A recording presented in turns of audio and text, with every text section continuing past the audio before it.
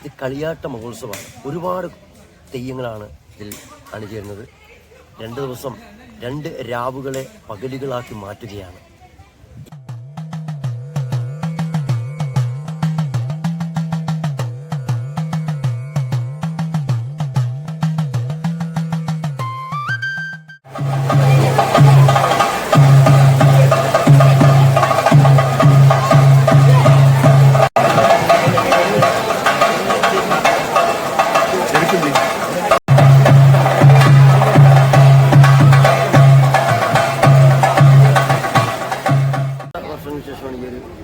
ഇതിപ്പോൾ ഏകദേശം ഒരു 21-22 വർഷമായി.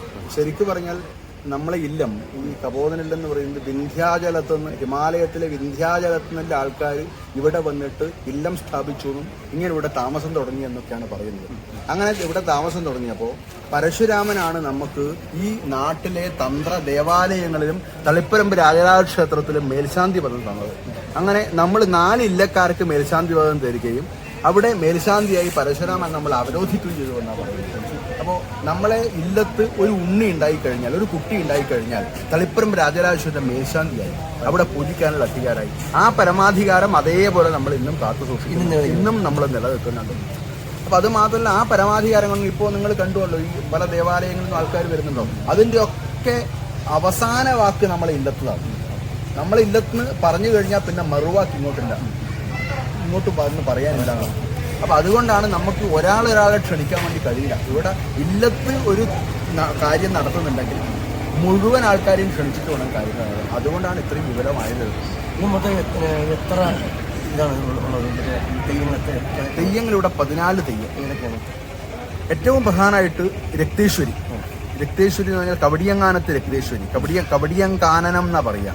കവടിയങ്കാനനം എന്ന് പറഞ്ഞാൽ കാസർഗോഡ് ഭാഗത്ത് ഒരു വലിയൊരു കാട്ടിൻ്റെ ഉള്ളിലാണ് ഈ ദേവതയുള്ളത്. അടൂര് കാട്ടിൻ്റെ ഉള്ളിലാണ്. അപ്പൊ 12 കൊല്ലത്തിലൊരിക്കലാണ് ഈ കാട്ടിൻ്റെ ഉള്ളിലേക്ക് തന്ത്രി പോയിട്ട് പൂജ കഴിക്കുന്നത്. അപ്പോൾ ഒരു പ്രാവശ്യം, ഈ 12 കൊല്ലത്തിൽ പ്രാവശ്യം കാട് മുഴുവൻ കാടാണ്. അപ്പൊ ഈ തന്ത്രി, നമ്മളെ ഇല്ലത്തെ ഒരാൾ, ഒരു പ്രായമുള്ളൊരു മുത്തച്ഛൻ ഈ ഇല്ലത്തേക്ക് പോയ സമയം, ഈ കാട്ടിലേക്ക് പോയ സമയത്ത് 12 കൊല്ലം കഴിഞ്ഞ് അങ്ങോട്ട് പോകുന്നത്, പൂജ കഴിഞ്ഞ് പുറത്തു വന്നപ്പോൾ ഈ പൂജാപാത്രം അകത്ത് മറന്നുപോയി. എടുക്കാനായിട്ട് അകത്തേക്ക് പോയപ്പോൾ പാർവതിയുടെ മടിയിൽ പരമേശ്വരൻ തലവെച്ച് കിടക്കുന്നതായി കണ്ടു എന്നാ പറയുന്നത്. അത്രയും ഐതിഹ്യ. അവിടുന്ന് ഇങ്ങോട്ട് ഒരുമിച്ച് വന്നു എന്നാ പറയുന്നത്. അതൊക്കെ അവിടുന്ന് ഇങ്ങോട്ട് ഒരുമിച്ച് വന്നു എന്നും ഇവിടെ നമ്മളെ വരുന്ന മറക്കൊട അന്ന് അങ്ങനെയാണല്ലോ, കൊടയൻ്റെ ഉള്ളിൽ വന്ന് ഇവിടെ പ്രതിഷ്ഠ ഉണ്ടാക്കിയാ പറയും. അതൊക്കെയാണ് ഐതിഹ്യം. പിന്നെയുള്ളത് കരിങ്കുട്ടി ശാസ്ത്രം. കരിങ്കുട്ടി ശാസ്ത്രത്തിന്റെ ഉത്ഭവം നമ്മളിവിടെ ഒരു സമാധി, മുത്തശ്ശനാരുടെ സമാധി, അദ്ദേഹത്തിന്റെ അടുക്കുന്നതാണ് കരിങ്കുട്ടി ശാസ്ത്രം ഉത്ഭവിച്ചത്. അതും വളരെ പ്രധാനമാണ്. പിന്നെ ഒരു നാഗാലയുണ്ട്. പിന്നെ നമ്മളുടെ ഈ തറവാടിന്റെ മൊത്തം കാവലായിട്ട് പരമക്കാളി എന്ന് പറഞ്ഞൊരു ദേവതയാണ്. കയ്യിലും മുഴുവൻ ഒരു 10-12 പന്തങ്ങൾ ധരിച്ചുകൊണ്ട് രാത്രികാലത്തൊക്കെ നമ്മൾ പന്തവും കാൽച്ചിലങ്കയും ഒക്കെ പല സമയത്തും കേട്ടിട്ടുണ്ട് ഇവിടെ. ഇതാണ് പ്രധാനപ്പെട്ട. ബാക്കി 14 തെയ്യങ്ങളാണ് ആകെയുള്ളത്. അപ്പൊ ഇത് പിന്നെ 2 ദിവസമാണ്, ഇന്നും നാളെ ആണല്ലേ? അതെ, 2 ദിവസം.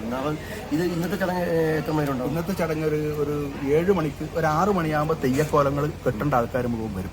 വന്നു കഴിഞ്ഞാൽ അവരെ കൊടിയല കൊടുത്ത്, വസ്ത്രം കൊടുത്ത് അവരെ ചടങ്ങ്, അവരെ ഓരോ തെയ്യത്തിനും ഏൽപ്പിക്കുവാണ്. അത് കഴിഞ്ഞാൽ തടങ്ങൽ കൊട്ടുക എന്നുള്ളൊരു ചടങ്ങാണ്. തടങ്ങൽ കൊട്ടിക്കഴിഞ്ഞാൽ തെയ്യങ്ങനെ വായിട്ട് പോകും. ആ സമയത്ത് ഒരു 9 മണിയാകുമ്പോൾ രക്തേശ്വരിയുടെ തോറ്റം വരുന്ന സമയത്ത് ഗുരുതിയുണ്ട്, ഗുരുതി സമർപ്പണം. അത് കഴിഞ്ഞാൽ നാളെ ഉച്ചക്ക് 12 മണിക്ക് രക്തേശ്വരിയുടെ തെയ്യം പുറപ്പെടുന്ന സമയത്ത് ഗുരുതി ആദ്യം. 2 ഗുരുതിയാണ്. നാളെ എത്ര മണിക്ക് സമാപനം 7 മണിയാവും. നാളെ 7 മണിയാവും. 7 മണിയോട് സമാപനമാവും. ഇനി അടുത്ത ഈ 20 വർഷം നടത്തുള്ളൂ. ഇനി പറ്റൂല. ഇപ്പം തന്നെ 22 വർഷത്തിന് ശേഷമാണ് നടത്തുന്നത്. ഒരു വർഷം ഒരു വലിയൊരു സാമ്പത്തിക ബാധ്യതയല്ല. സാമ്പത്തികം നമുക്ക് ഇത്രയും ഉണ്ടാക്കാം. ആൾക്കാരുടെ ഒരു കൂട്ടായ്മ. ഇതിപ്പോ ഒരു ഗ്രാമപ്രദേശം മൊത്തം ഒരു ഇല്ലത്തിനെ ഏറ്റെടുത്തുകൊണ്ട് ചെയ്യുന്ന ഒരു സ്ഥിതിയാണ് നമ്മൾ കാണുന്നത്. അപ്പോൾ അത് വലിയൊരു ഉത്തരവാദിത്വമുള്ള കാര്യമാണ്. എല്ലാ കൊല്ലവും നടത്താൻ ഈശ്വരനാക്കട്ടെ. ഞാൻ തമ്പുരാനോട് പ്രാർത്ഥിക്കുവാണ്. തളിപ്പറമ്പിൽ നമ്മൾ അത്രയേ ഉള്ളൂ. ഒരു മാമംഗം തന്നെയാണ്. തളിപ്പറമ്പിൽ ഭജനിരുന്ന് തഴുത് പൊന്നുംകുടം വെച്ച് ഇറങ്ങിക്കഴിഞ്ഞാൽ എന്ത് കാര്യവും വിജയിക്കും എന്നുള്ളതാണ് നമ്മളെ വിചാരം, പ്രാർത്ഥന. അങ്ങനെ വിജയിച്ചിട്ടുണ്ട്. എന്താ ഞങ്ങൾക്കും ഇവിടെ വരാൻ കഴിഞ്ഞ സന്തോഷം. അതൊരു ഭയങ്കര സന്തോഷം. കാരണം വിചാരിക്കാത്ത ആൾക്കാർ ഇങ്ങനെ വന്നു ചേരുമ്പോൾ ഒരു വല്ലാത്തൊരു സന്തോഷമാണ് നിങ്ങളെപ്പോലത്തെ ആൾക്കാർ.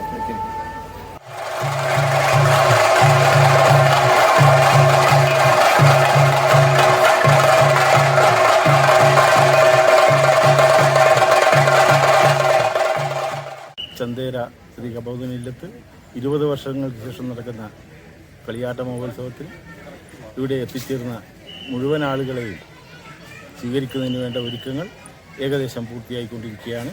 ഇന്ന് വൈകുന്നേരം 7 മണിക്ക് പ്രധാനപ്പെട്ട തെയ്യത്തിൻ്റെ തുടങ്ങൽ കഴിഞ്ഞതിന് ശേഷം അന്നദാനമുണ്ട്. തുടർന്ന് തെയ്യങ്ങളുടെ തോറ്റവും അതിൻ്റെ തോറ്റത്തോടനുബന്ധിച്ചുള്ള തെയ്യങ്ങളുടെ പുറപ്പാട് നടക്കും. നാളെ രാവിലെ പ്രധാനപ്പെട്ട തെയ്യമായ കരിങ്കുട്ടി ശാസ്ത്രൻ, തീക്കുട്ടി ശാസ്ത്രൻ, പൂക്കുട്ടി ശാസ്ത്രൻ, പരവക്കാളി, നമ്മുടെ ഈ ഇല്ലത്തിൻ്റെ ധർമ്മദൈവമായ കോടിയങ്കാനത്തിൽ രക്തേശ്വരി തുടങ്ങിയ തെയ്യങ്ങൾ മന്ത്രമൂർത്തികളായ തെയ്യങ്ങൾ കെട്ടിയാടപ്പെടും. അതോടനുബന്ധിച്ച് 12 മണിക്ക് വരുന്ന എല്ലാവർക്കും ഇവിടെ അന്നദാനം ഒരുക്കിയിട്ടുണ്ട്.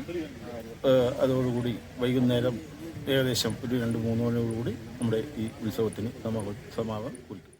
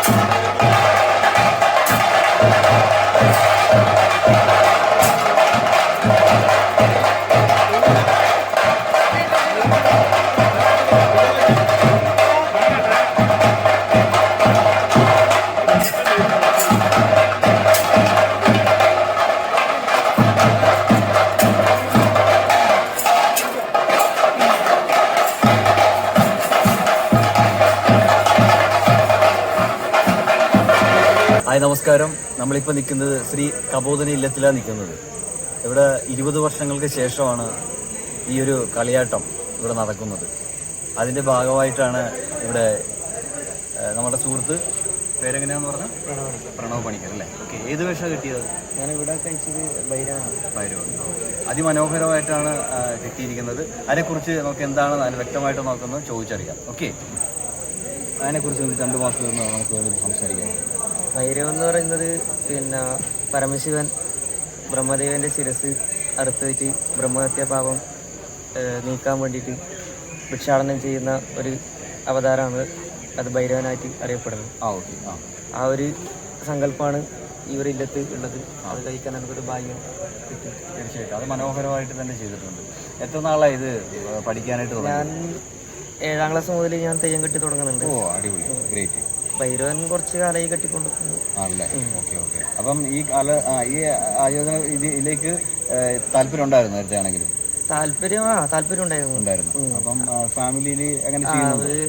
അപ്പനും പിന്നെ എൻ്റെ അപ്പാപ്പനും വലിയച്ഛനും അവരൊക്കെ ഇതിൽ പോകുന്നതാണ്. അപ്പൊ അവരെ കൂടെ ചെറുപ്പത്തിലേ കണ്ടു വളർന്ന് അതിലേ പോയി.